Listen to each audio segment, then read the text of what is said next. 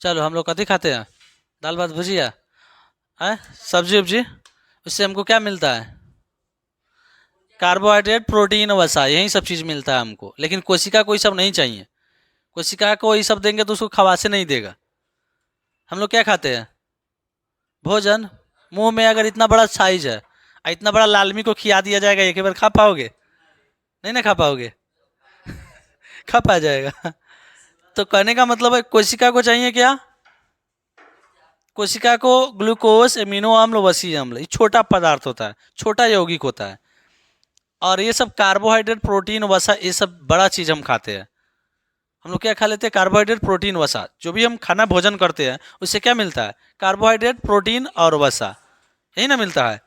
लेकिन लेकिन ध्यान रखो, कोशिका है छोटा और उसको खिलाएंगे बड़का बड़का, तो खा नहीं पाएगा।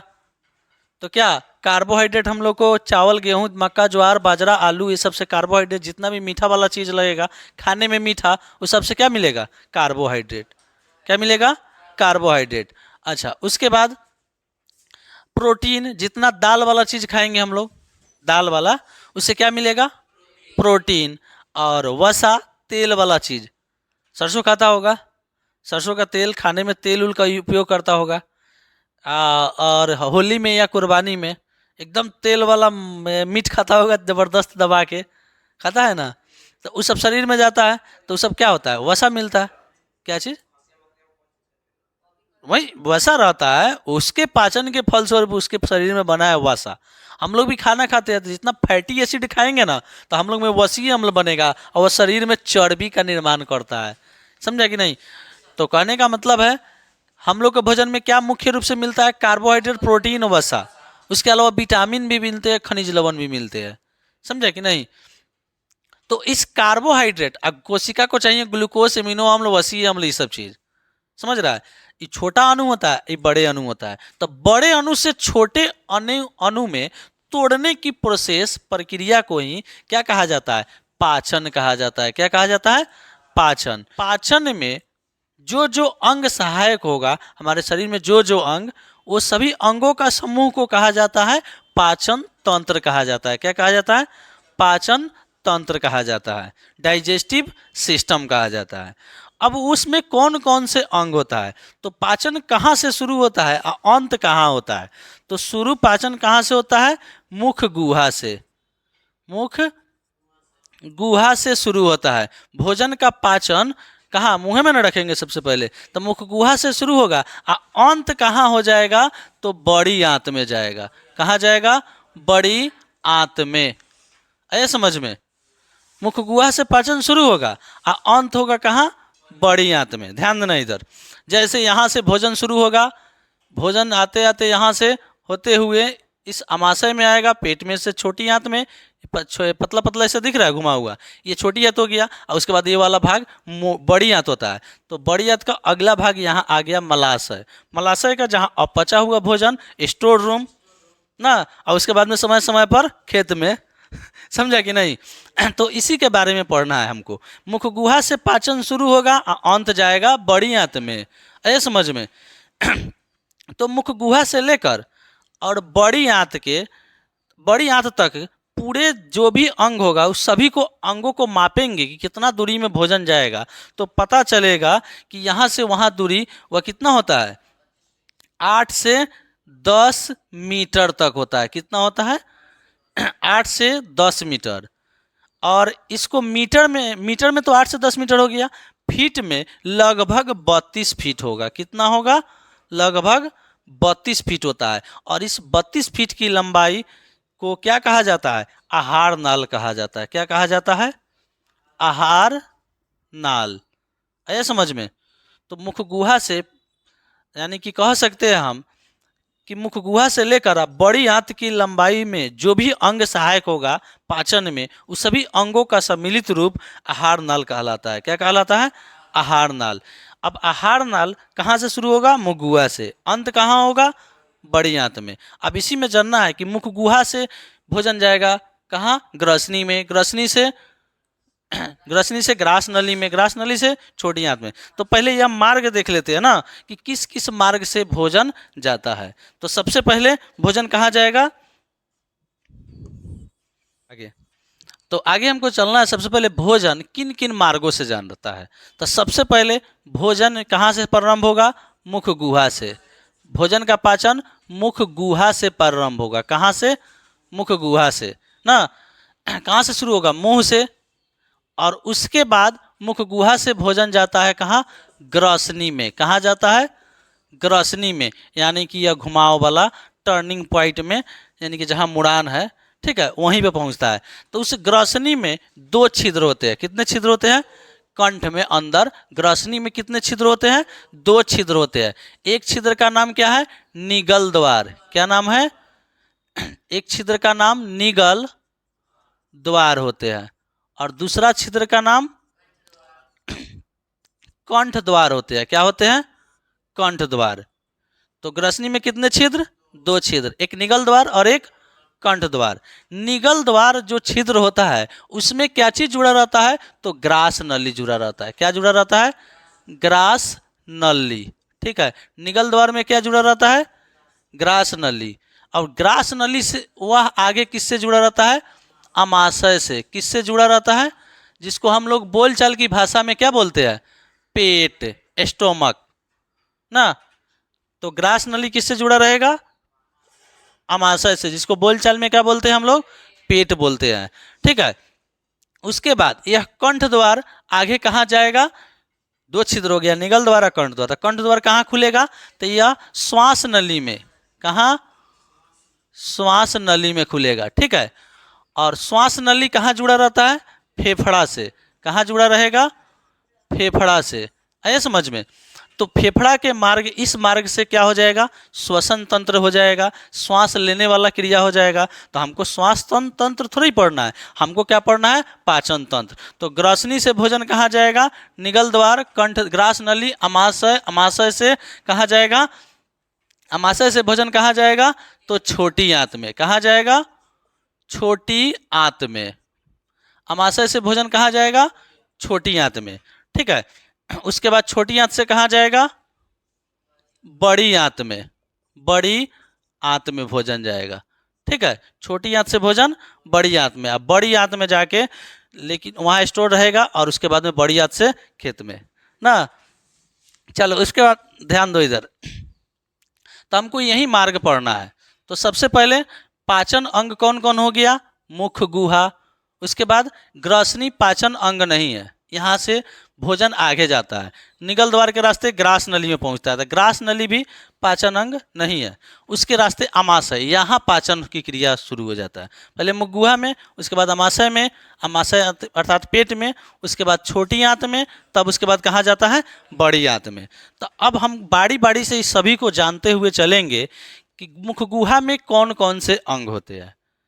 क्या चीज में, मुख गुहा में। मुंह में कौन कौन से अंग होते हैं, देखो तो।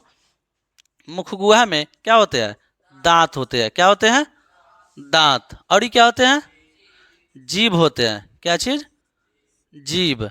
उसके बाद क्या होते हैं, मुख गुहा में जीभ के बाद में लार ग्रंथि होते हैं। क्या चीज होते हैं, लार ग्रंथि होते हैं। क्या होते हैं, लार ग्रंथि।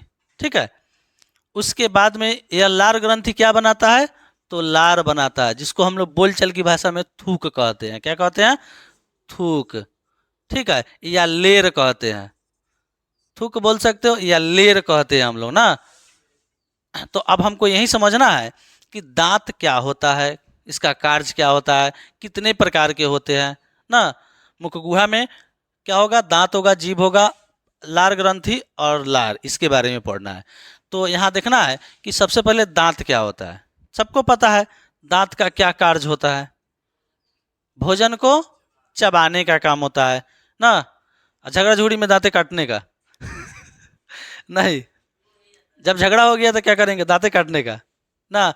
बचपन में कभी नहीं जीतता होगा तो दांते ही से काट लेता होगा, होता है ऐसे हाँ, बचपन में नहीं जीतता था छोटे में, तो क्या करता है, दांत का इस्तेमाल करता है। तो काम में आता है कि नहीं चलो हाँ चलो ध्यान रखो, आगे ध्यान देना इधर। तो दांत क्या होता है, भोजन को चबाने, कुतरने, कटने, पीसने, ये सब का कार्य करता है ना। तो दांत जो होते हैं, ध्यान रखना, एक वयस्क मनुष्य की बात कर रहा है, छोटा बच्चा में नहीं। एक वयस्क, वयस्क मतलब स्वस्थ हो जो बच्चा, उसमें कितने दांत होंगे? 32 दांत होते हैं। कितने दांत? 32 दांत। और जबड़ा का एगो, एगो ऊपर एगो नीचे। तो हम लोग में कितने जबड़े हैं? दो। दोनों जबड़े में मिलकर कितना दांत? 32 दांत होते हैं। ऊपर कितना दांत और नीचे कितना दांत? 16। लेकिन शाकाहारी जीव जो होता है, यानी कि गाय, भैंस, बकरी, ये सब में नीचे दांत रहता है, ऊपर दांत ही नहीं होते हैं। ठीक है, तो हम लोग तो मनुष्य के पाचन तंत्र के बारे में जानेंगे। तो दांत कितने हो गए? 32। अब ये 32 दांत कई प्रकार के होता है? तो 4 प्रकार के होता है। कितने प्रकार के? 4 प्रकार के होता है। ध्यान देना इधर। एक नंबर में कर्तनक लिख देते हैं। इसका नाम क्या होता है? कर्तनक। ठीक है, या इसको कर्तनक, और इंग्लिश में इसको क्या कहा जाता है? इंसाइजर। इंसाइजर। ठीक है। दूसरा हो गया भेदक। भेदक, या इसको रदनक भी कहा जाता है। क्या कहा जाता है? रदनक। इंग्लिश में इसको कैनाइन। ठीक है। तीसरा हो जाएगा अग्रचवर्णक। अग्र चवर्णक, प्रीमोलर। प्रीमोलर। ठीक है। और चौथा हो जाएगा चवर्णक। इसको क्या बोलेंगे? मोलर। ठीक है। तो यही 4 प्रकार के दांत होते हैं। अब इसको थोड़ा चित्र के माध्यम से समझेंगे।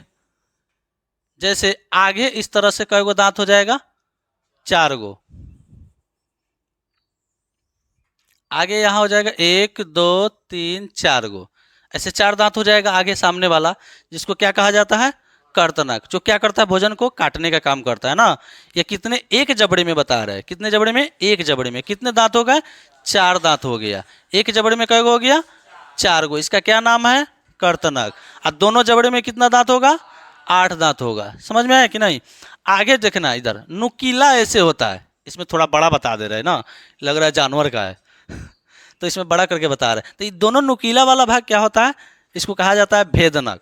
भेदक। क्या कहा जाता है? भेदक। और यह एक इधर और एक इधर। एक जबड़े में कई गो मिलेगा? 2 गो। और दोनों जबड़े में 4 गो। तो इसको क्या कहा जाता है? भेदक। ठीक है। यह फाड़ने का काम करता है। मांसाहारी जीव जो होता है ना, शेर, कुत्ता, ये सब में बड़ा बड़ा होता है। मांसाहारी जीवों में यह फाड़ने का काम करता है, चीरने फाड़ने का काम करता है। ठीक है। इसकी संख्या कब हो गया? 1 और 1 2 हो गया इसकी संख्या एक जबड़े में। दोनों जबड़े में कितना हो गया? 4 हो गया। ठीक है, तो एक जबड़े की यहाँ लिख दिए। चलो, उसके बाद अग्रचवर्णक। अग्रचवर्णक, चवर्णक माने चिबाने का काम करता है। तो चिबाने वाला दांत 2 प्रकार से होता है। एगो अग्रचवर्णक कौन होता है? एगो अग्रचवर्णक यहाँ और यहाँ दोनों साइड में 2 गो रहता है, इस साइड में। ठीक है, इसको क्या कहता है? अग्रचवर्णक। ठीक है। और ये भोजन को चबाने का काम करता है। इसके पीछे पीछे क्या होता है? चवर्णक, जो 3 इधर और 3 इधर। कई गो हो गया? 6 दांत हो जाता है। एक जबड़े में कई गो दांत? 6 गो। आ इसकी संख्या कई गो हो गया? इसको क्या बोला जाता है? अग्रचवर्णक। तो अग्रचवर्णक कई गो? एक जबड़ा में 4 गो, दोनों जबड़े में 8 गो। और चवर्णक की संख्या 3 इधर 3 इधर, कितना हो गया? 6, जो भोजन को पूर्ण रूप से चबाने का काम करता है। समझा कि नहीं? उसके बाद ध्यान देना इधर। अब क्या होता है कि आगे को चवर्णक छोड़ दो, ऊपर वाला पीछे वाला चवर्णक छोड़ दो। तो चवर्णक छोड़ देंगे तो कई गो दांत बचेगा आगे? देखो, तो 3 इधर 3 इधर, 6 गो खत्म कर देते हैं। तो 10 गो दांत ही एक जबड़े में नीचे, और 10 दांत ऊपर। कई गो हो गया टोटल? 20 हो गया। तो 20 दांत जो होता है टूट जाता है ना, तो फिर पुनः जम जाता है, उग जाता है। समझे कि नहीं? और पीछे वाला दांत वह टूटता है तो दोबारा आ नहीं सकता है। ठीक है। तो इसको क्या कहते हैं? मिल्क टीथ ना कहते हैं, दूधा के दांत है बोलते हैं ऐसे बोलचाल में। दूधा के दांत है, तो ये टूट गया तो पुनः वापस आ जाएगा, लेकिन पीछे वाला टूटा तो नहीं आएगा। ठीक है। और पीछे वाला ई वाला देखो, ये भी क्या है? मोलर है। ये क्या है? मोलर है। मोलर में 1 2 30, इसको 3 हो गया। 1 2 3, थर्ड मोलर इसको कहा जाता है। तो ई वाला लास्ट वाला दांत तुम लोग का अभी नहीं आया होगा। वो मनुष्य जब 25-26 के एज में जाता है ना, 24 25 26 इस सब के एज में, तो वह लास्ट वाला दांत एगो जमता है। न तो अभी एगो दूगो पीछे ये वाला आ दूगो ऊपर में, 4 गो दांत अभी कमे रहा होगा तुम लोग को, 28 गो दांत होगा अभी, समझ रहा है। तो ये दोबारा यानी कि आगे का जो दांत होता है 10 नीचे या 10 ऊपर, 20 दांत टूट गया तो पुनः आ जाता है। अब बाकी पीछे का मोलर या चवर्णक टूटेगा तो नहीं आएगा। आया समझ में। तो दांत के प्रकार समझ गए हम लोग, कितने दांत हो गए इसके बारे में जान गए। अब जानेंगे कि दांत किसी न किसी हड्डी से बना होगा ना, किसी न किसी हड्डी होगा, तो उस हड्डी का नाम क्या कहा जाता है। दांत मान लेते हैं, ऐसे हो गया दांत, ठीक है। तो ये किस हड्डी से बना हुआ है, तो इसको कहा जाता है डेंटाइन बोन। डेंटाइन से, क्या चीज से, डेंटाइन, समझ रहा है क्या चीज का बना होता है, डेंटाइन का। और उसके बाद ध्यान रखना, इसके ऊपर उज्जर कलर का, सफेद कलर का एक मोटा परत होता है, जो कठोर, सबसे कठोर, शरीर का सबसे कठोर भाग होता है। देखते हैं दांत से तंबा का तार को काट देता है कि नहीं दांत से। तो क्यों काट पाता है, तो क्योंकि इसके ऊपर एक सफेद परत, पत्थर के जैसा मजबूत कड़ी परत होता है, उसको इनामेल कहा जाता है। क्या कहा जाता है, इनामेल कहा जाता है। ऐसा समझ में, इसी इनामेल के वजह से हम लोग किसी पदार्थ को काट पाते हैं। तो दांत के बारे में समझ गए। तो मुख गुहा में कौन कौन अंग होते हैं, दांत, दांत के बारे में जान गए। अब किसके बारे में चलेंगे, जीभ के बारे में। किसके बारे में, जीभ के बारे में। दांत कितने प्रकार के होते हैं, ये सब का हम नोट्स हम तुम लोग को दे देंगे, पीडीएफ है मेरे पास, नोट्स भी है, ठीक है, हम नोट्स दे देंगे। और यहाँ तो मिटा देते हैं, आगे हम समझाते हैं, ठीक है, आगे चले।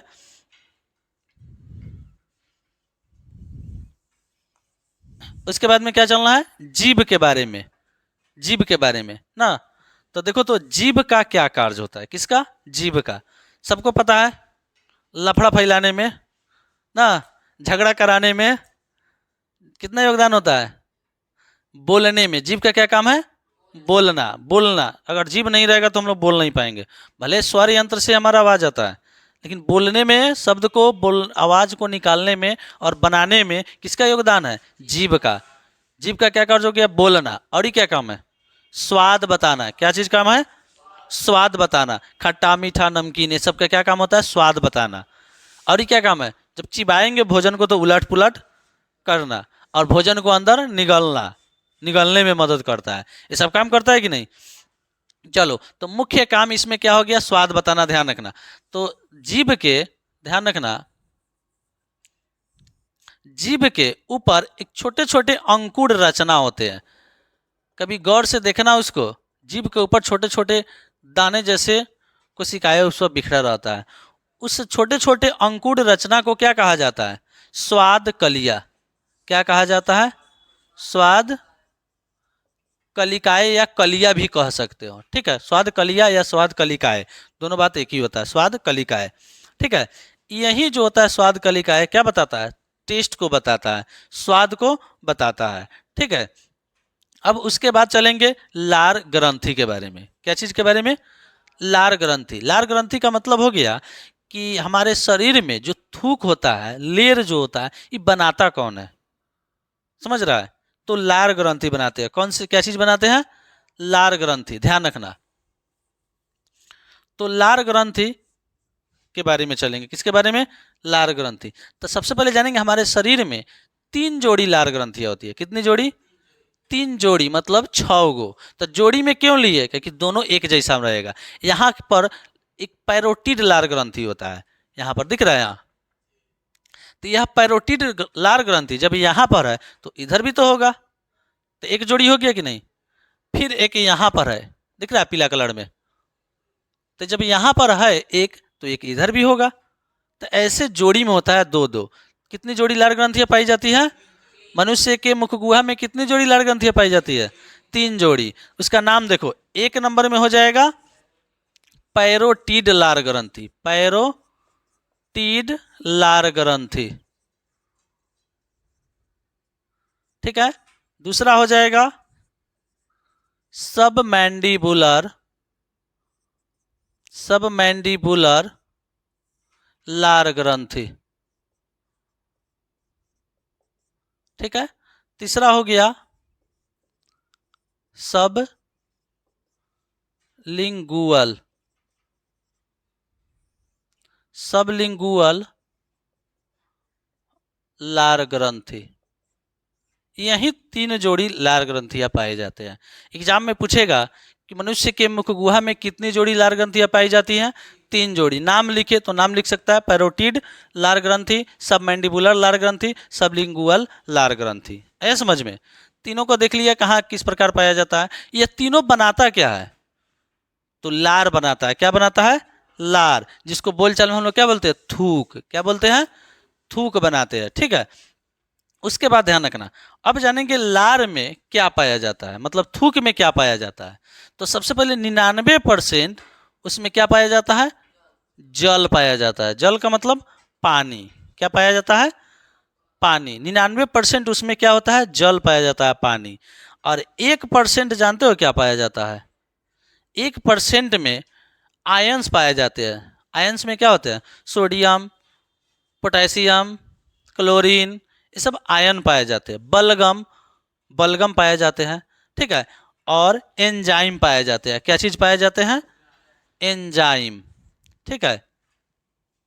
एंजाइम पाए जाते हैं। तो जानेंगे इसमें कौन कौन एंजाइम पाए जाते हैं। तो ध्यान रखना, एंजाइम में लाइसोजाइम, लाइसोजाइम क्या पाए जाते हैं? Lysozyme enzyme. दूसरा क्या पाया जाएगा? टाइलिन, टाइलिन एंजाइम पाया जाता है। तीसरा क्या पाया जाएगा? म्यूकस। ये सब एंजाइम पाए जाते हैं। ठीक है। एंजाइम में कौन कौन से पदार्थ पाए जाएंगे? तो लाइसोजाइम, टाइलिन, म्यूकस। लाइसोजाइम का क्या कार्य है? ये लाइसोजाइम जो होता है इसका क्या काम है? तो हम लोग कुछ खा लेते हैं बिना हाथे धोए। ठंडा के दिन में देखता है पानी सबको काटता है, बिना हाथे धोले खा लेता है। ऐसा होता है कि नहीं? अब हाथ में देखो बहुत सारा सूक्ष्म जीव है, यहाँ देखने में नहीं मिल रहा है लेकिन हाथ में बहुत सारा सूक्ष्म जीव है। इसके अलावा फ्रूट व्रूट जब खरीदते हैं, फल दुकान से उठाते हैं, अब बस खाना शुरू कर देते हैं। तो उस फल के ऊपर भी क्या होता है? बहुत सारा सूक्ष्म जीव है। तो मुंह में जाएगा, पेट में जाएगा तो खतरा पैदा करेगा कि नहीं? खतरा होगा। तो यह मुंह में, लेर में लाइसोजाइम एंजाइम क्या करता है? तो उस कीटाणु को मारने का काम करता है। समझ रहा है? कीटाणु को कहेगा तू उधर कहाँ जा रहा है, तू मरो यहीं पे। तो लेर के लाइसोजाइम क्या करेगा? उसे मारने का काम करेगा। लेकिन कुछ कुछ कीटाणु थुथुर होता है। क्या होता है? वो मरबे नहीं करेगा। तो वो कहाँ जाएगा? पेट में। तो पेट में वो खतरनाक एक वो अम्ल निकलता है HCl, उसको आगे बताएंगे, वह उसको मारने का कार्य करता है। समझा कि नहीं? तो लाइसोजाइम के बारे में समझ गए क्या होता है? यह क्या होता है? कीटाणु, जीवाणु, बैक्टीरिया ये सबको मारने का कार्य करता है, नष्ट करने का कार्य करता है। आगे टॉयलिन। टाइलिन क्या करता है? ठीक है। टाइलिन जो होता है स्टार्च का पाचन करता है। स्टार्च माने वही कार्बोहाइड्रेट, कार्बोहाइड्रेट का ही नाम होता है स्टार्च। ठीक है। जितना भी हम लोग पदार्थ कोई भी खाएंगे उसमें मीठा की मात्रा होगा, मीठ लगेगा खाने में, तो सब स्टार्च कहलाता है। तो स्टार्च का पाचन करता है, मतलब कार्बोहाइड्रेट को तोड़ता है। तो कार्बोहाइड्रेट को तोड़ता है तो में पूर्ण रूप से नहीं टूटता है। कार्बोहाइड्रेट टाइलिन पूर्ण रूप से पाचन नहीं कर पाता है। पूर्ण रूप से पाचन वह छोटी आंत में होता है। पेट में भी कुछ अम्ल स्रावित होते हैं, कुछ पदार्थ एंजाइम उसमें बनते हैं। तो टाइलिन अल्प मात्रा में क्या करता है? कार्बोहाइड्रेट का विखंडन करता है, पाचन करता है। आगे हो गया म्यूकस। म्यूकस क्या करता है? लेर को, अब भोजन को चिपचिपा बनाने में मदद करता है, लसलसा चिपचिपा ना, ताकि निगलने में मदद हो। समझ रहा है? तो समझ गया लार ग्रंथि का क्या काम है? लार बनाना। कितना प्रतिशत उसमें लेर में, लार में जल रहता है, कितना प्रतिशत एंजाइम रहता है, ये सब चीज को समझ गया। और लेर जो होता है, यह थूक 24 घंटा में 1.5 लीटर बनता है। कितना लीटर? 1.5 लीटर। कभी देखा है नाप के? आए? लेकिन छोटे बच्चे में ज्यादा बनता है, जानते हो? छोटा बच्चा में, क्योंकि वो कुछ भी उठा के पहले मुंह में रखेगा। देखे ना, कभी छोड़ देगा ना कहीं भी, कुछ उसको मिलेगा तो उठा के मुंह में रखेगा। तो उसका हाथ तो ऑलरेडी मिट्टी में रगा रहता है, उठा के मुंह में रखेगा तो मुंह में जाएगा कीटाणु, तो कीटाणु ज्यादा उसको जाएगा। तो इसीलिए क्या है, भगवान ने उसे ज्यादा लेर स्रावित उसमें कर दिया है कि ज्यादा लेर। तो देखता है रुमाल रुमाल बांध देता है कि लेर चुआएगा ना तो उसमें पुछाएगा ना। चलो, इतना समझने में किसी को प्रॉब्लम?